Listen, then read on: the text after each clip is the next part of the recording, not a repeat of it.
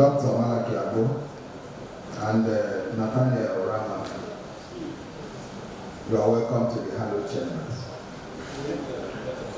You earlier submitted your CVs to us. Do you have anything to add to those submissions, or do we screen you with what we have? Thank you. Nathaniel Urama, can we meet you? Go to the microphone. My name is Nathaniel Urama. I'm from Agbo, Enugu, basically one university in the government area. I'm a macroeconomist. I got my first school certificates from Urama School, Agbo, in 1992. After which I proceeded to the secondary education, and I obtained my first advanced school certificates in 1998. I was first with A-level in commerce studies. From there, I proceeded to my bachelor's degree in the University of Nigeria, where I graduated with a first-class honor as the best graduate student from the Department of Economics in the University of Nigeria. From there, I also proceeded. My name is Malachy. I lost. I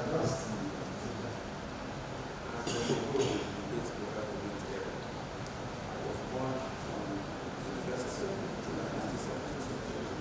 I attended the Urama School and left in 1993. It's first school certificate. Then I attended the whole of where I left in 1989. Senior secondary school certificate. In 1994, I gained admission to the University of Nigeria. Where in 2000, I finished my NYSC with NTA Kano.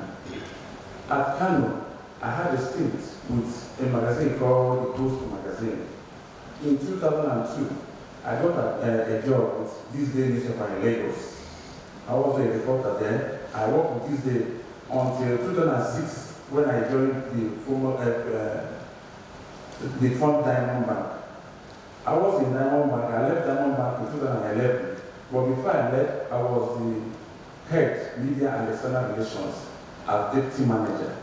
I now came back to This Day again. Stayed there 1 year as associate editor. In 2012, I left This Day. I set up an online newspaper called The Citizen.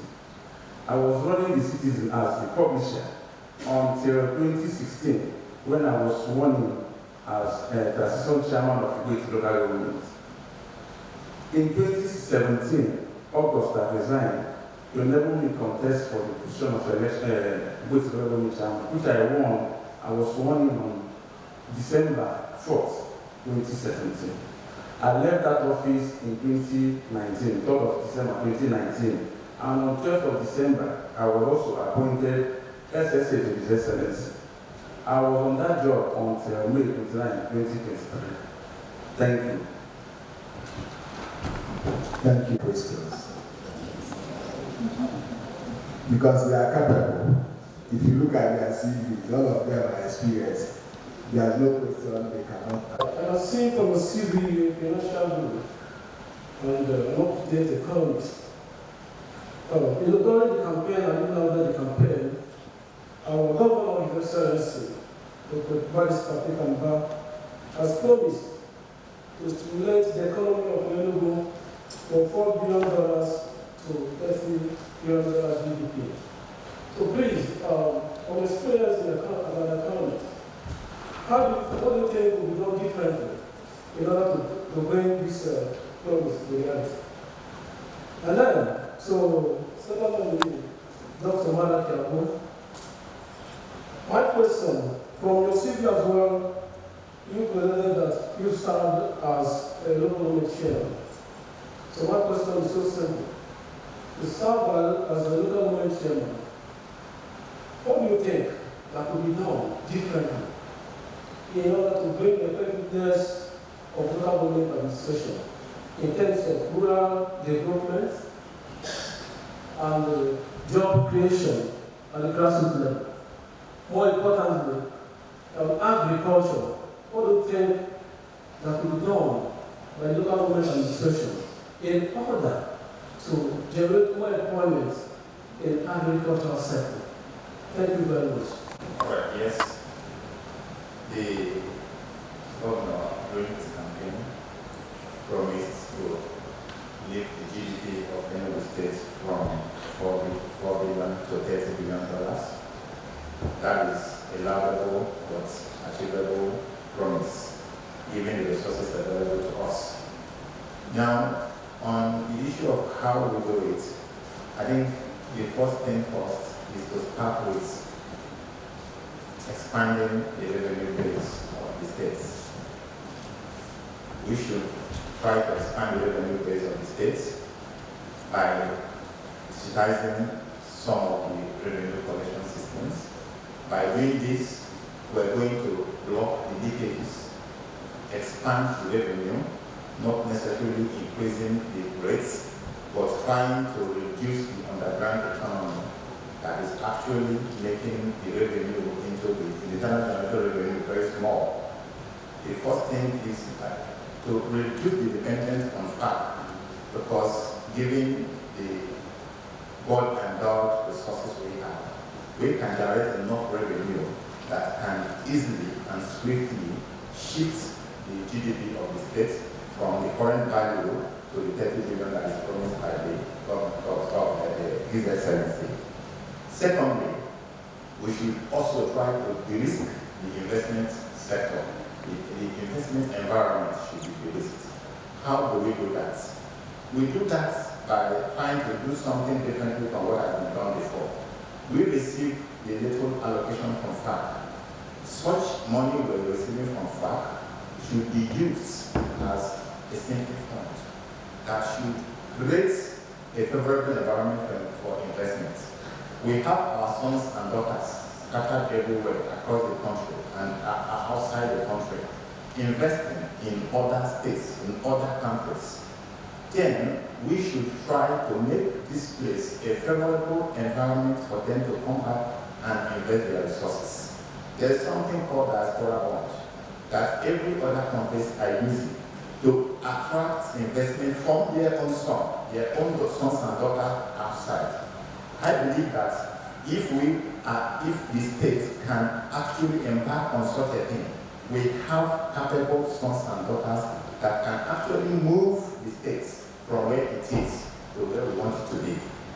Now, the issue of the financial sector also, the capital market and the financial market. Rural area development and agriculture. We know that agriculture is one of the catalysts for rural development, but we have a challenge.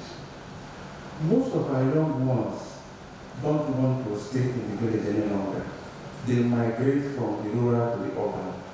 When I was in chairman, we used to organize skill acquisitions for our younger ones. Instead of coming, they would say, ask us for money. You give them money, you pay them to come and attend such programs. And when you empower them with equipment, they will sell them and move on to the town. But nevertheless, we didn't stop. We continue to encourage them, to tell them that you must have a skill, that going to school enough is not enough these days. You must empower yourself before government can empower you. If you don't have a skill, you have limited growth. In terms of agriculture, we know that mechanized agriculture is expensive. So then we used to encourage the state government to support the local government to buy tractors. If you buy these tractors, you will get it out to our people free. They will take it to another local government to start farming. We're having challenges of such, but nevertheless, I continue to advocate that our people should look home. There's no way you can fight hunger if you don't embark on agriculture. But another flip aspect of it is this security. People farm. They no longer go to their farms to harvest. You farm, before you go back to your farm, those farm crops have been destroyed by cattle rearers. So when I was in the local government, we try to set up a committee that will ensure that the cattle rearers don't rear cows near our farmlands. But it didn't abate. It continues up to today. It is this challenge that I think that state government and other local government, subsequent local government should look into it. Otherwise, agriculture in villages is a mirage. Thank you.